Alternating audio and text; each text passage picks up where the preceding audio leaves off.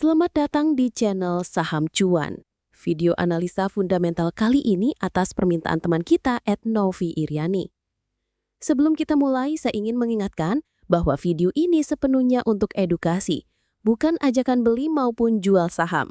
Semua keputusan investasi sepenuhnya ada di tangan Anda. Semoga video ini bisa memperkaya wawasan teman-teman tentang fundamental perusahaan dan membantu Anda dalam pengambilan keputusan yang lebih bijak. Jadi, langsung saja yuk kita mulai pembahasan tentang PT Mitra Pinastika Mustika Tbk dengan kode saham NPMX.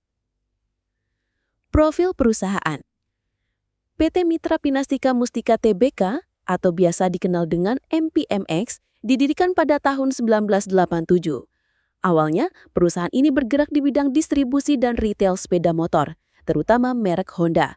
Namun seiring waktu, NPMX memperluas cakupan bisnisnya ke berbagai sektor, seperti distribusi mobil, penjualan suku cadang dan oli, pembiayaan dan asuransi, serta jasa rental kendaraan baik jangka pendek maupun jangka panjang.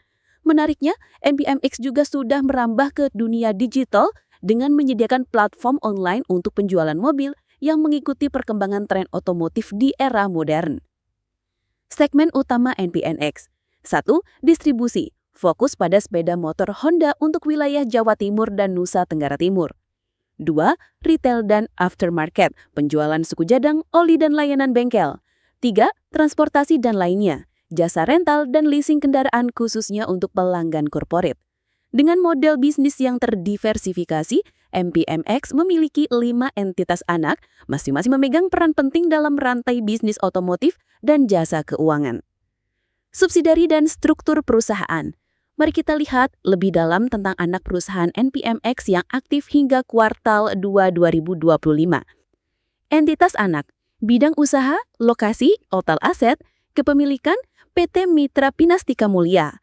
Penjualan sepeda motor merek Honda dan komponen. Surabaya 2,73 miliar, 99,99%. PT Asuransi Mitra Pelindung Mustika, Asuransi Umum, Kendaraan, Properti, dan lainnya Jakarta 2,254 miliar, 99,50%. PT Mitra Pertama Mulia, Suku Cadang dan Perawatan Motor atau Mobil, Surabaya 29, 100%.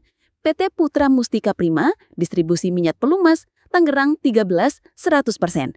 PT Mitra Pinastika Mustika Auto, Dealer Mobil, Online, Tangerang 7, 100%. PT Armada Mahakarya, Perdagangan Kendaraan dan Leasing Digital Tangerang 1,7, 100%. Dari tabel ini kita bisa lihat bahwa 2 kontributor terbesar untuk aset perusahaan adalah MPM Mulia, dealer Honda di Jatim dan NTT, dan Asuransi Mitra Pelindung Mustika. 2 entitas ini adalah tulang punggung bisnis MPMX. Struktur kepemilikan saham. MPMX dikendalikan oleh PT Saratoga Investama Sedaya, sebuah perusahaan investasi yang dimiliki Edrin Suryajaya, anak dari pendiri Astra.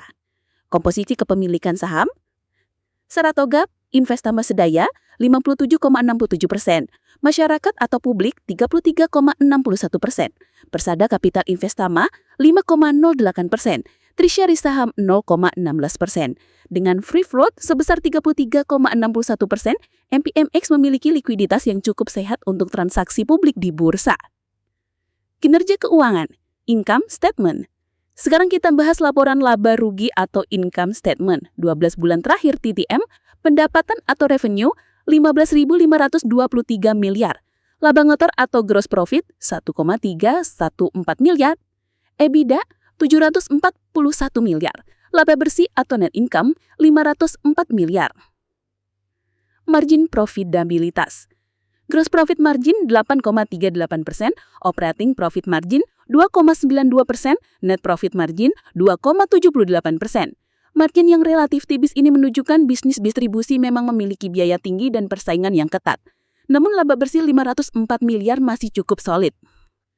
Neraca keuangan. Mari kita lihat struktur aset dan kewajiban NPMX. Total aset 8.640 miliar. Total liabilities 2.703 miliar. Total ekuitas 5.937 miliar. Kondisi kas dan utang. Kas 1,156 miliar, utang jangka pendek 19 miliar, utang jangka panjang 0, net debt minus 1,138 miliar, artinya NPMX punya kas lebih besar dari utangnya.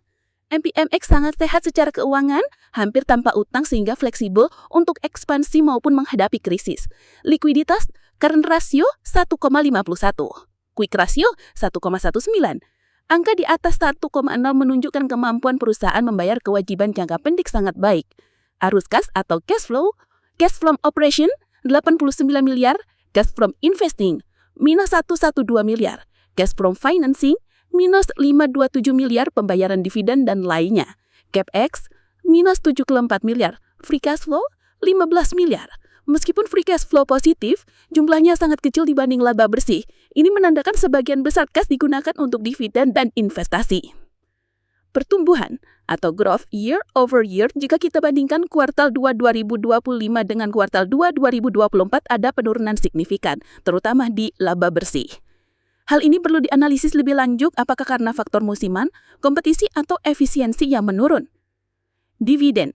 NPMX dikenal sebagai saham yang rajin membagikan dividen. Riwayat dividen 2024 120 per saham, 2023 115, 2022 135, 2021 180, 2020 115, 2019 90.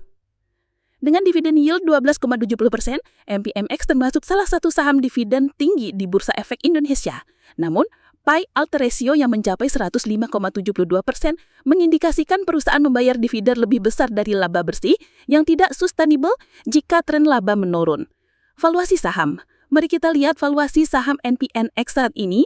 Current PE ratio PTM 8,22, sedikit lebih murah dibanding median IHSG 8,78. BBV 0,70, artinya saham ini undervalue secara buku.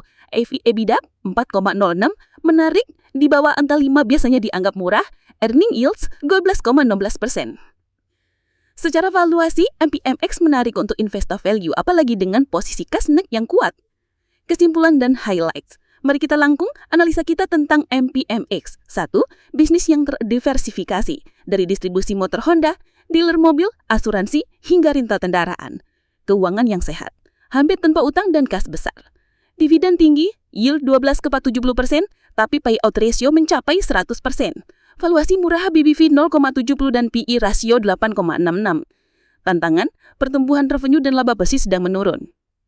NPMX cocok untuk investor yang mencari dividen tinggi dan valuasi murah, namun harus waspada dengan tren pertumbuhan yang negatif dan sustainability pembayaran dividennya. Semoga analisa ini membantu teman-teman untuk memahami lebih dalam tentang NPMX. Jangan lupa untuk like, share, dan subscribe agar tidak ketinggalan analisa saham lainnya.